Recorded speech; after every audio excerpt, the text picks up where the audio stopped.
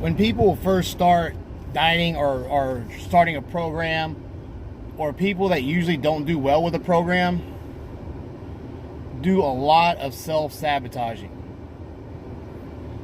and play victim when they damn well know that they should have prepared themselves better. You have somebody that's going out for the weekend with their family or something to like a water park or theme park or some shit, which is going to be an all-day thing, and they know they lose weight easier when they eat regularly, so they'll not take their food and then come back and be like, well, yeah, we were out there, I didn't know we'd be out there that long, and I was getting hungry, and I didn't have my food with me or anything, so I had to eat what was there, and it just happened to be like 14 slices of pizza. Like, Jesus fuck, dude. When in reality, you damn well know that if you're eating every 3 hours, that you're going to spend more than 3 hours in some kind of fucking theme park or some shit. Their food's going to be garbage. There's not really going to be healthy choices. And I'm not getting into what healthy means, because most of you motherfuckers don't know what healthy means. You see it on a menu and all of a sudden think it's okay to put it in your body. Anyways. And you start thinking, well, I can't eat 2 or 3 times here with this stuff, so I'll just eat one meal, make it big, and eat a bunch of shit, and I walked around all day, so that burns. No, it doesn't. It doesn't work like that. You can't work it off. You can't out-train eating like shit. And I'm not getting into that science. I've talked about it before. What happened was, you either got too lazy, you didn't want to put the food together to take, you would think people would look at you funny or give you shit. And it's funny because once you start getting those results, the people giving you shit and making fun are going to be the ones emulating and asking you for advice.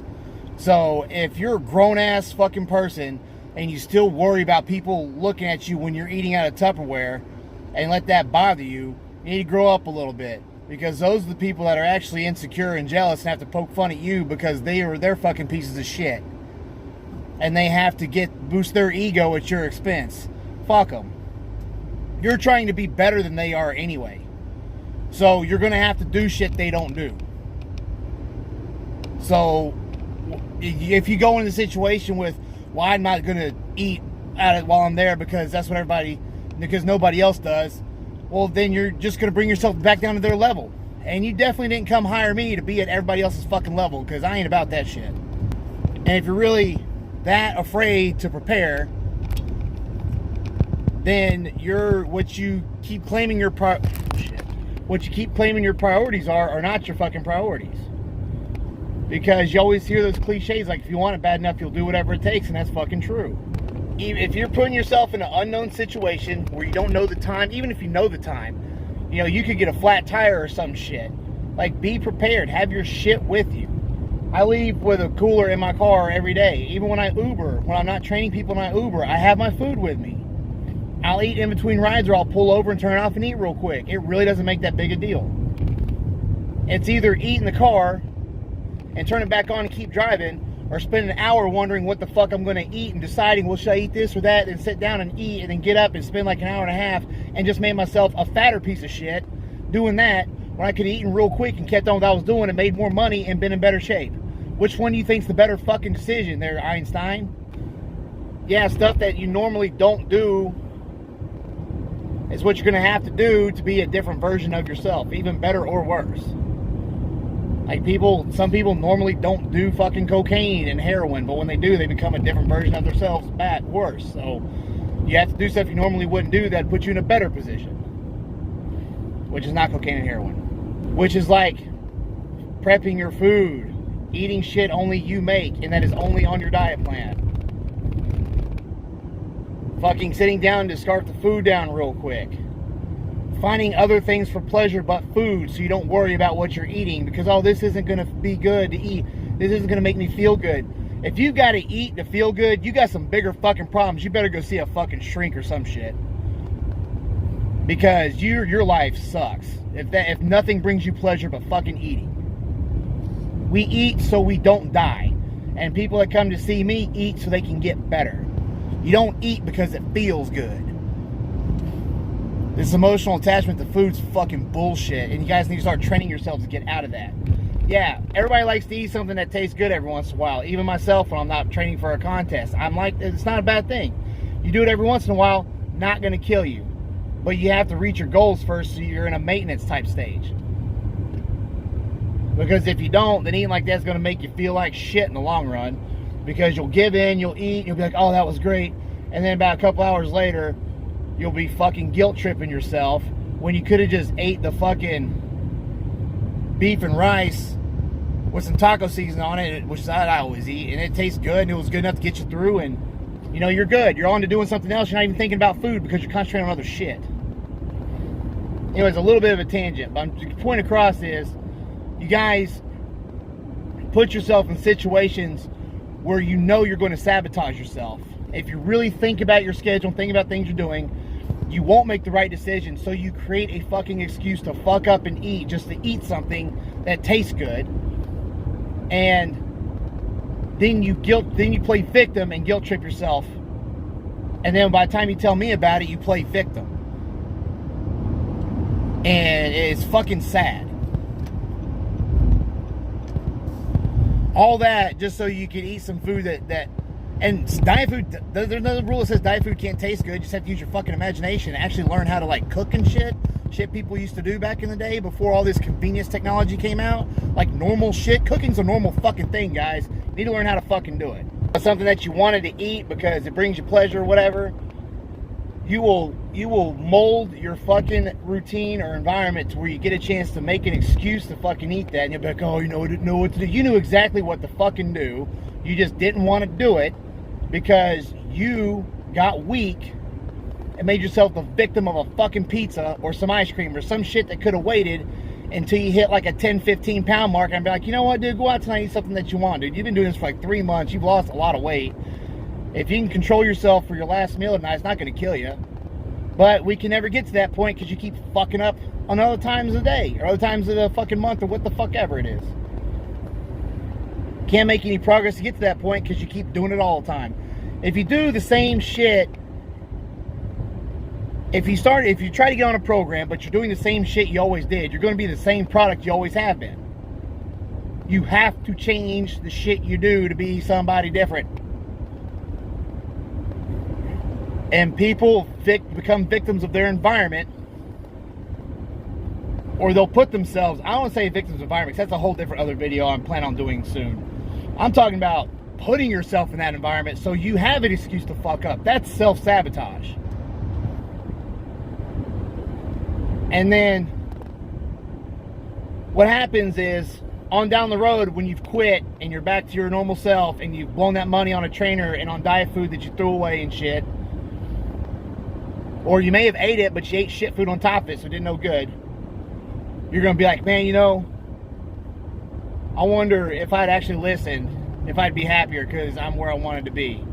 But now you look in the mirror, you're the same dude or dudette with less money and now more guilt, and you feel more like shit because you actually tried to try, and you couldn't break those mental barriers to fucking do what was possible to get to where you wanted to be. You didn't envision that fucking person on the finish line that you've been dreaming to be. You kept envisioning the person you see in the mirror at that point because you kept doing what that motherfucker was doing. You have to make changes. You have to stay away from shit that's going to make you break. There will be a point where you're disciplined enough to where you can go in those environments and be okay. I haven't drank in 11 years. I can walk in a bar and club and not even think about ordering anything to fucking drink except water or a sugar-free Red Bull if it's fucking late. That is it. It no longer bothers me. Every once in a while I want to drink, but I don't. I've thought about it maybe twice in the 11 years. Like, man, I wouldn't mind having a couple of drinks, but I know what's going to happen, so I don't fucking do it. So don't tell me you can't fucking do it. I'm going to tell you you're full of shit. If I can quit drinking, y'all can quit any goddamn thing. But when I first started, I didn't put myself in situations where I would want to drink, because that's how I always kept drinking all the time before that, was I would be in situations where I would tell myself something, well, you know, if I just get drunk tonight, I can still lose some weight next week and all this. And then I just end up being this fat, drunk fucking piece of shit every goddamn week. and I never got anywhere. And I eventually, after failing over and over again, I had to wake up and be like, you know what, I need to cut this fucking shit out, because I guarantee everybody's making fun of my ass by now. They're not making fun of me for trying to carry the food around. They're making fun of me now because I keep fucking failing, and I keep talking all this shit about how I'm going to change. But I'm too busy self-sabotaging myself to fucking show them. I just keep telling. And, you know, people that talk and don't walk get made fun of. So,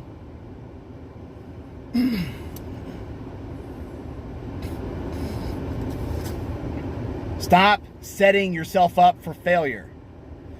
If that means you have to look at your schedule every day, look at the time slots, look at what you're doing and prepare, then that's what you fucking do.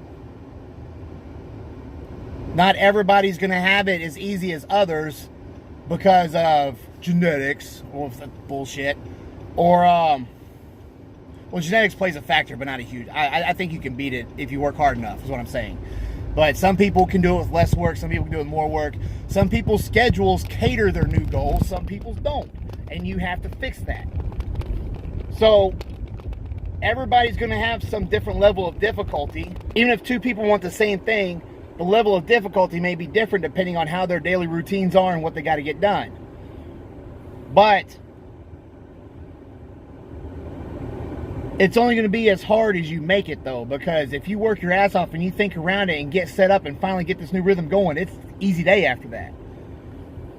So nothing says that it can't become easier, but you just have to think about how to do it. But don't just be a victim of inanimate shit that you can fucking control. My friends want me to go out. Tell them to kiss your fucking ass. You're not ready to go do that and discipline yourself yet. Invite some people over, watch a movie, go somewhere where there's no alcohol, or find something to do. Just, you know, do something different than going to the fucking bar. You're telling me that you're going to follow your diet, going to a goddamn bar that's going to have food and beer and shit, like your second week of dieting? Get the fuck out of here. Go find something else to do. There's tons of shit to do other than eat, man. Trust me. When you look, it's going to blow your goddamn mind how much shit there is to do out there.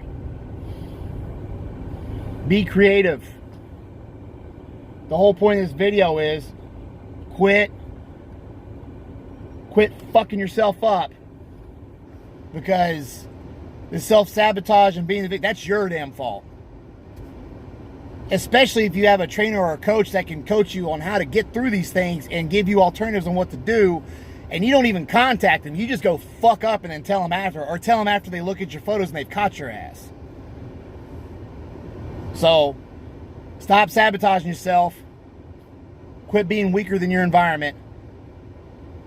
Set yourself up for success. The quicker you make that realization and you start sticking with shit, the faster you're going to get to your results. And for some of you, once you hit your goal, the sooner it'll be over. I say some of you because some people get bit by the bug and they want to keep seeing what they can do.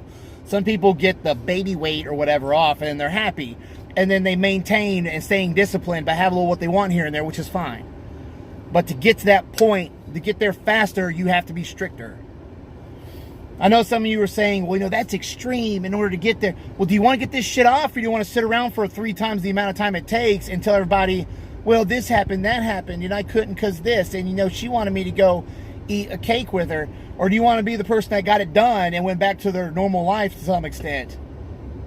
Showing off your fucking results and then everybody coming to you asking for advice and shit because you actually did it. Because if you want to get to that point quicker, go fucking extreme and get it done. I don't mean extreme by starving and overtraining and shit. I mean extreme by following the fucking guidelines set up by whoever's helping you. And doing whatever it fucking takes to meet those guidelines. That's extreme. Starving and running around in circles all day is not fucking extreme. That's stupid as fuck.